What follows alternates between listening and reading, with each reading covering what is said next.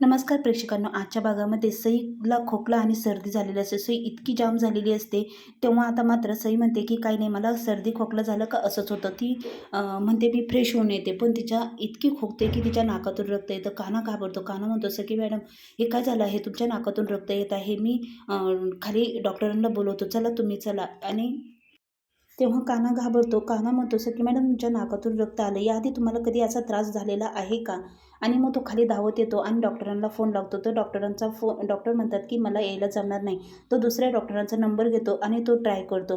आता मात्र कोणताही डॉक्टर लगेच यायला तयार नसतो. पण इथे कान्हा म्हणतो की तितक्यात तेजस्विनी येते. तेजस्विनी म्हणते काय झालं? कान्हा म्हणतो सखी मॅडम आजारी पडले आहे. इकडे सखी बाथरूममध्ये असते.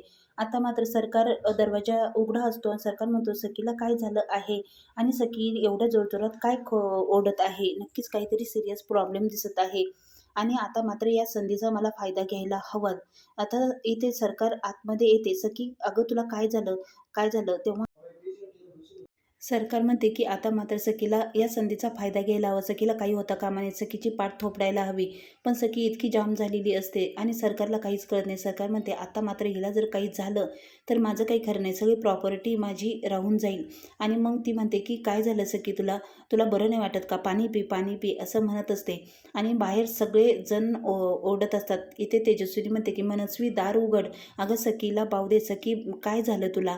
आणि इथे तेजस्विनी सरकारला आवाज देत असते. पण इथे सरकार म्हणते कुणीही यायचं नाही आतमध्ये, मी माझ्या मुलीला बघण्यासाठी भक्कम आहे. पण इकडे तेजस्विनी आई असते म्हणून तिचा जीव खूप कळवळत असतो. तेव्हा तेजस्विनी म्हणते काना बघ रे, काहीतरी कर. काना म्हणतो सरकार दरवाजा उघडा, सखीला आजारी आहे, तिला डॉक्टरांची गरज आहे. आणि इथे तेजस्विनी म्हणते की अगं मनस्वी उघड ना दार. तेव्हा मात्र सरकार जोरात ओरडते, शांत बसा तुम्ही तुम्ही मी दरवाजा उघडणार नाही, कुणीही आतमध्ये यायचं नाही, मी आहे सखीजवळ. आणि सखी मात्र नाकातून रक्त येत असतं आणि खूप शिंकत असते. आणि इकडे सरकार म्हणते पाणी पी. सखी तुला काय झालं? मी आहे ना तुझ्याजवळ, काळजी करू नकोस, मी डॉक्टरांना घेऊन येईल असं ती सखीला सांगत असते. आणि मग इकडे सगळेजण दरवाजा वाजवत असतात. इथे काना म्हणतो की आता काय करायचं? सगळेजण आवाज ऐकून येतात. तेव्हा काना म्हणतो आता मात्र सरकार दरवाजा उघडत नाहीये. म्हणून म्हणते की अगं काय झालं असेल, आपण डॉक्टरांना बोलवायला हवं. गौतम आणि परशुही येतो आणि म्हणतो की दरवाजा उघड. आणि सरकार उभी राहते. तिला काहीच कळत नाही आता काय करावं, कारण की उलट्या व्हायला सुरुवात होते. आणि मग सखी स्वतःच उठते आणि सखी दरवाजा उघडायला जाते, थांबा. आणि मग येथे सरकार म्हणते की थांब सखी, नको उघडूच दरवाजा. पण सखी ऐकत नाही. सखी दरवाजा उघडते आणि सखीला इतकी चक्कर येत असते, खोकून खोकून खूप जाम झालेली असते. तर काना म्हणतो सखी ऐका. पण येथे बघता बघता सखी बेशुद्ध होऊन जाते. सरकार म्हणते आता मात्र काय करू, मी आता काहीतरी करायला हवं. आणि इकडे तेजस्विनी म्हणते बाळा तुला काय झालं? इथे तेजस्विनीच्या खांद्यावर डोकं ठेवते. आणि इकडे सरकार मात्र म्हणते आता सरकारला वाटत असतं तेजस्विनी या संधीचा नक्कीच फायदा घेणार. आता मात्र तिला नक्कीच माहिती असणार आहे की लहानपणी सखीला हा त्रास होत होता का, तिला सखीला काय होतं हे नक्की माहिती असणार. आता मात्र माझ्या हातून सगळं जाणार आहे. काना म्हणतो शांत बसा तुम्ही, त्या बघता आहेत ना, आणि सखी माझी बायको आहे, मी घेणार तिची काळजी. आता मात्र इथे सरकार म्हणते की मी काही करून कोणत्याही इकडची दुनिया तिकडे करेल, पण सखीसाठी डॉक्टर घेऊन येईल. पण इकडे तेजस्विनी म्हणते सखी बाळा काय झालं तुला? इथे पाठ तिची थोपडत असते. गौतम म्हणतो की आता मात्र डॉक्टरांना बोलवायला हवं, नक्की काय झालं असेल आणि हिला औषध देऊया का?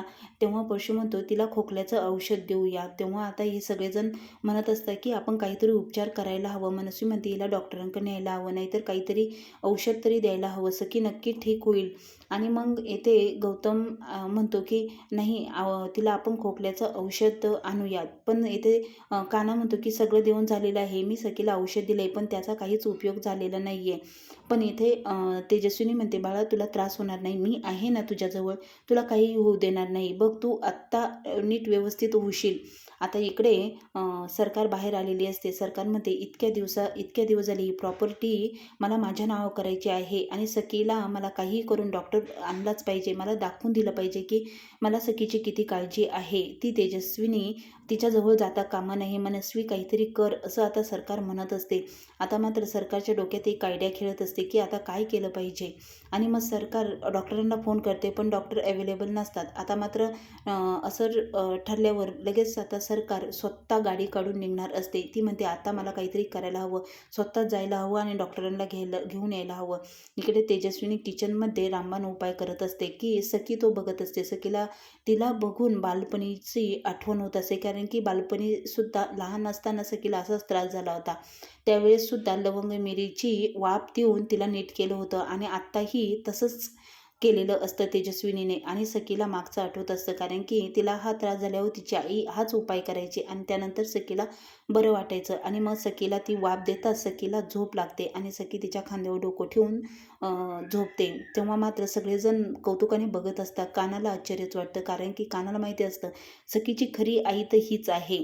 आणि मग तेजस्विनी म्हणते की आता हिला वरती नको न्यायला काना, हिला माझ्या रूममध्ये झोपूया आपण, ती छान झोपेल. आता पुढील भागात इथे मात्र सरकार आलेली असते. सरकार म्हणते माझ्या मुलीपासून लांब हो, माझ्या मुलीला तू माझ्यापासून माझी मुलगी हिरावून घेत आहे, पण मी असं होऊ देणार नाही. आता पुढील भागामध्ये सगळेजण बाहेर असतात आणि सखी आई आई म्हणून आवाज देत असते आणि काना म्हणतो, कानाही तेथेच असतो. आता मात्र सगळेजण बघत असतात की सखीची अवस्था कशी आहे आणि त्यातसुद्धा सखी आई म्हणून कुणाला आवाज देत आहे. आता पुढील भागामध्ये बघायला मिळणार आहे जबरदस्त ट्विट्स आहे, कारण की सखीने आई म्हणून हाक मारलेली आहे तेजस्विनीला आणि तेथे सरकार आलेली आहे, कारण की सखीला समजलेलं आहे की माझी खरी आई कोण आहे.